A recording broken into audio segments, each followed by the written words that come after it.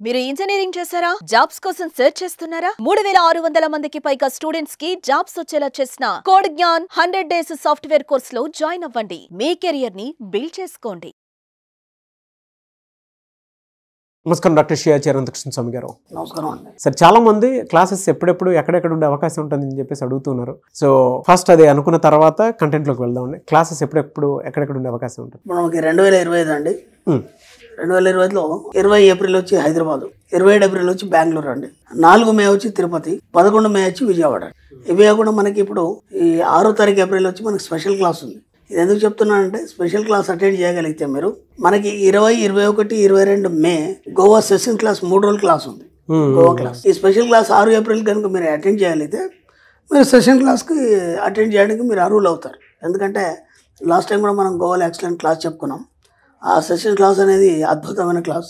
అది ఏంటంటే జీవితంలో మీరు పరిపూర్ణత్వాన్ని సాధించడానికి, ఒక ఉన్నత స్థాయి సాధించడానికి ఖచ్చితంగా మీకు అది దోహదపడుతుంది. మీకే కాదు, మీ తరతరాలకి. అలా మాట కూడా చెప్పాను నేను. దానికి తగ్గట్టుగానే క్లాస్ ఉంటుంది. క్లాస్కి వచ్చిన వాళ్ళు కూడా ఫుల్లీ సాటిస్ఫైడ్. కాబట్టి మళ్ళీ ఈ ఇయర్ మనం 20, 21, 22 మేలో గోవాలో సెషన్ క్లాస్ 3 రోజులు పెడుతున్నాం. వీలైనంత తొందరగా ఎన్రోల్ చేసుకునే ప్రయత్నం చేయండి. Best of luck. నమస్కారం డాక్టర్ షియాచి అనంతకృష్ణ స్వామి గారు. నమస్కారం. సో ఈ వీడియోలో ఏం చెప్తున్నారు? ఒక కొత్త జీవితాన్ని నూతన ఒరవడితో మొదలు పెట్టండి. ఓకేనా? అలాగే పాతవన్నీ మర్చిపోండి. ఎలా ఉంటుందంటే, ఇప్పటివరకు మనం ఏమనుకున్నామంటే, ఏది మనము చేద్దాం అనుకున్నా సరే మన గతకాలపు జీవితాల్ని ముడేసుకొని, ఆ యొక్క అనుభవాల్ని ముడేసుకొని మన జీవితాన్ని ముందుకు కొనసాగిస్తాం.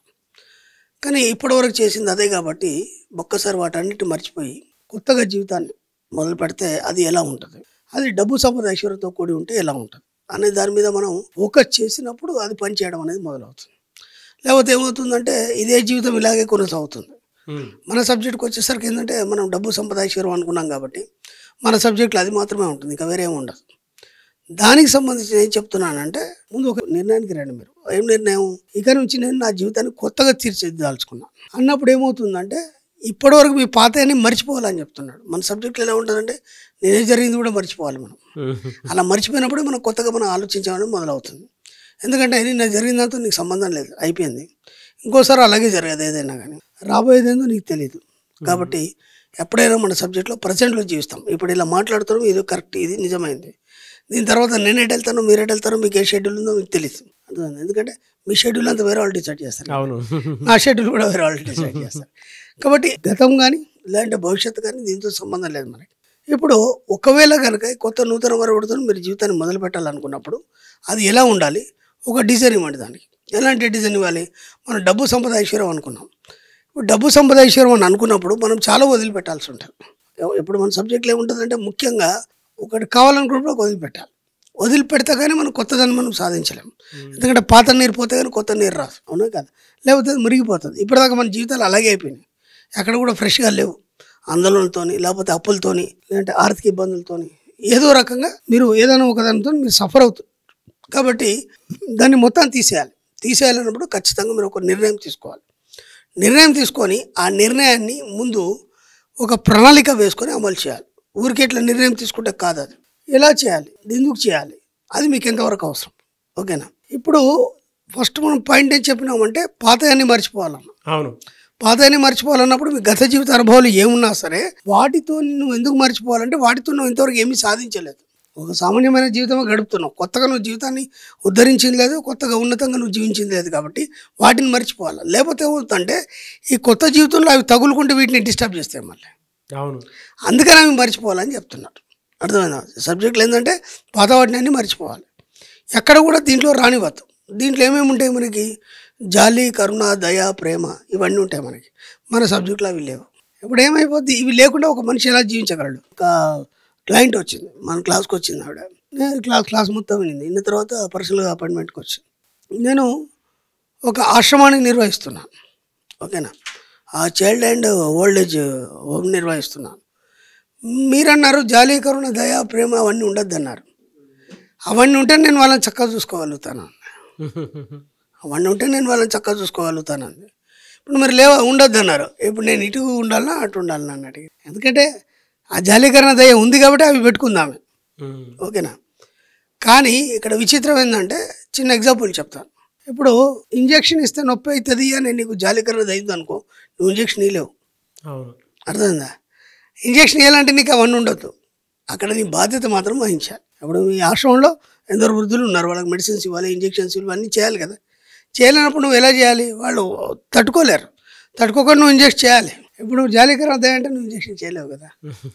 కాబట్టి బాధ్యత వహించాలి. నేను చెప్పేది అదే, బాధ్యత వహించాలి. ఇప్పుడు నీ జీవితంలో కూడా నీ జాలి కరుణ దయాన్ని పక్కన పెట్టేసి మనం బాధ్యత వహించినప్పుడు కదా నువ్వు అనుకున్నది నువ్వు సాధించగలుగుతావు. ఏ కొద్దిగా దాంట్లో జాలి కరుణ దయ ప్రేమ కానీ కొద్దిగా మిక్స్ అయిపోయింది అనుకోండి, మళ్ళీ వెనక్కి వెళ్ళిపోతాం మనం. అందుకే పాతవన్నీ మర్చిపోమంటున్నాం.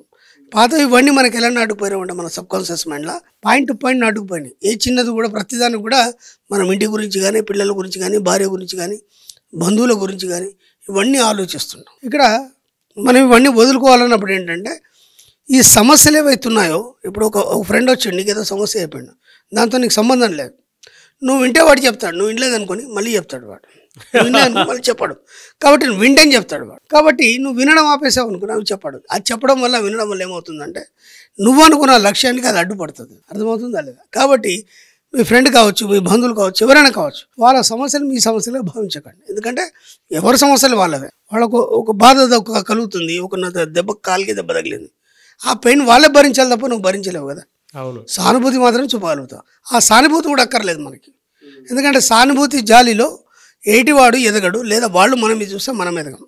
నేను ఇంతకుముందు కూడా చెప్పాను, సానుభూతి జాలి మనల్ని నిర్వీర్యుల్ని చేస్తుంది, మనం ముందుకు ఎదగకుండా. కాబట్టి అది కూడా వద్దు మన సబ్జెక్ట్లో అని చెప్పాను నేను. కాబట్టి అవి ఉన్నప్పుడు ఏమవుతుందంటే ఏటి వాళ్ళ మీద డిపెండ్ అవ్వడం అనేది మొదలవుతాం.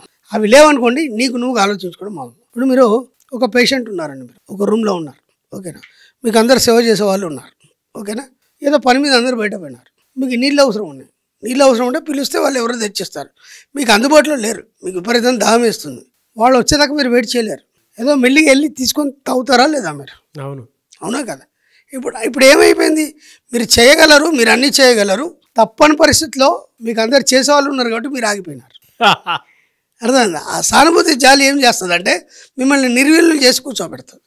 ఇప్పుడు ఎవరి మీద మీరు డిపెండ్ కాలేదు, అప్పుడు మీకు మీరు అన్నీ చేసుకోగలుగుతారు, మ్యాక్సిమం చేసుకోగలుగుతారు. అంటే నువ్వు కదలలేని పరిస్థితిలో ఉన్నప్పుడు ఎలాగో నువ్వు హాస్పిటల్లో ఉంటే అక్కడ నర్సులు ఉంటారు. కానీ ఇట్లాంటి సిచ్యువేషన్లో మాత్రం మనం ఏం చేస్తామంటే అందరి మీద డిపెండ్ అవుతాం. అందరి జాలి కరుణ ఇవన్నీ కూడా మనకు పట్టి పీడించేస్తున్నా మనం ముందుకు తీసుకెళ్తాం. కాబట్టి ఒకటేదైతే నువ్వు నిర్ణయం తీసుకున్నావు ఖచ్చితంగా ఆ నిర్ణయం తీసుకున్నప్పుడు ఖచ్చితంగా ఉండాలన్నప్పుడు ఇవన్నిటి దూరం చేసుకున్నప్పుడు మాత్రమే నువ్వు సాధించడం అనేది జరుగుతుంది. కాబట్టి దానికోసం మీరు ఒక్కసారి కఠినమైన నిర్ణయం తీసుకోండి. నేను డబ్బు, సంపద, ఐశ్వర్యమా, లేదంటే సమాజము, బాధ్యతలు, ఈ ప్రేమ, జాలి, కరుణ, దయన, వీటన్నిటిని కొన్ని రోజులు పక్కా పెట్టేస్తే మీరు అనుకున్నది సాధిస్తారు. ఆ తర్వాత ఆటోమేటిక్గా ఎలా వస్తాయని నేను మళ్ళీ చెప్తాను. ఎందుకంటే అవి వదిలిపెట్టమని చెప్పట్లే, అవి వాటంతటా అవి సహజంగా ఎలా వస్తాయి, అవి మీలోంచి ఎలా ఉత్పన్నం అవుతాయి. ఇప్పుడు మాత్రం కఠినంగా ఉన్నప్పుడు మీరు ఏమైనా సాధిస్తారు. సాధించిన తర్వాత మీకు తెలియకుండానే మీ యొక్క మైండ్, మీ యొక్క సోల్ ప్యూరిటీ సంతరించుకొని ఆ జాలి కరుణ దయ వేరుంటుంది, దాంట్లో ఉన్న తృప్తి వేరు. ఎప్పుడున్న స్వార్థం అవుతుంది, దాంట్లో స్వార్థం ఉంటుంది. కాబట్టి ఒక్కసారి ప్రయత్నం చేయండి. ధర్మం గురించి మనం మాట్లాడుకునేటప్పుడు పలానా తప్పు అని అంటే దాని వెనక ఒక పెద్ద కారణం ఉంటే తప్ప పెద్దవాళ్ళు ఇది తప్పు అని చెప్పేసి చెప్పలేదు. మీరు అప్పుడప్పుడు అంటుంటారు, నేనేం చెప్పలేదండి, ఇది ఋషుల ఇంగిలి, నేను చెప్పేటువంటి నాలెడ్జ్ అంతా అని చెప్పారు. మీరు చెప్తుంటే నాకు ఆ విషయాలు గుర్తొస్తున్నాయి అనమాట. అంటే మీరు దాని మీద ఎందుకు ఫోకస్ చేయకూడదు, దీని మీద ఎందుకు ఫోకస్ చేయాలి అంటే డబ్బు, సంపద, ఐశ్వర్యం అనేటువంటి వాటి మీద నువ్వు ఎందుకు ఫోకస్ చేయాలి, జాలి, దయా, కరుణ అనేటువంటి దాని మీద, సానుభూతి మీద ఎందుకు చేయకూడదు అని అంటే దాని వెనక ఇలాంటి సైంటిఫిక్ రీజన్స్ కొన్ని ఉంటాయని చెప్పి మీరు చెప్పేంత వరకు చాలా డీటెయిలింగ్ నాలెడ్జ్ అని. అంటే ఇప్పుడు మనం అనుకుంటాం కదా, అది ఎందుకు ఉండొద్దు జాలి, కరుణ దయ. ఇప్పుడు ఆవిడే అడిగింది నాకు, కొన్ని వద్దు అంటే వద్దు ఇంకంతే, అయినప్పుడే కదా నువ్వు సాధిస్తావు. ఇప్పుడు ఆవిడ అడిగింది నాకు, అవి లేకుండా నేను ఆశ్రమాన్ని వెళ్ళని నడిపించాలని. కొన్ని టైంలో ఇప్పుడు వృద్ధాశ్రమం అన్నావు, పిల్లలే అన్నారు, మందులు వేసుకోరు, ఇబ్బంది పెడతారు, అప్పుడు నువ్వు గట్టిగా ఓ మాట అనేవో లేకపోతే గిచ్చో గిల్లో తినిపిస్తావు, తాపిస్తావు కదా. మరి అప్పుడు ఎటుపోయింది జాలికరణ దయ? బాధ్యత జాలికరణ దయ కంటే నువ్వు బాధ్యత వహించావా లేదా? నేను అనేది అదే, బాధ్యత ఉండాలి. జాలికరణ దయ పక్కన పెట్టండి, మీరు అనుకున్నది సాధించే వరకు, తర్వాత అన్నీ అవే ఆటోమేటిక్గా స్టార్ట్ అయిపోయి. Great sir. Anyways thank you అండి, thank you so much doctor Sri Acharya Anantakrishna Swamy గారు. Thank you. సుమన్ టీవీలో మీ పర్సనల్ అండ్ బిజినెస్ ప్రమోషన్స్ కోసం కింది నెంబర్కి కాంటాక్ట్ చేయండి.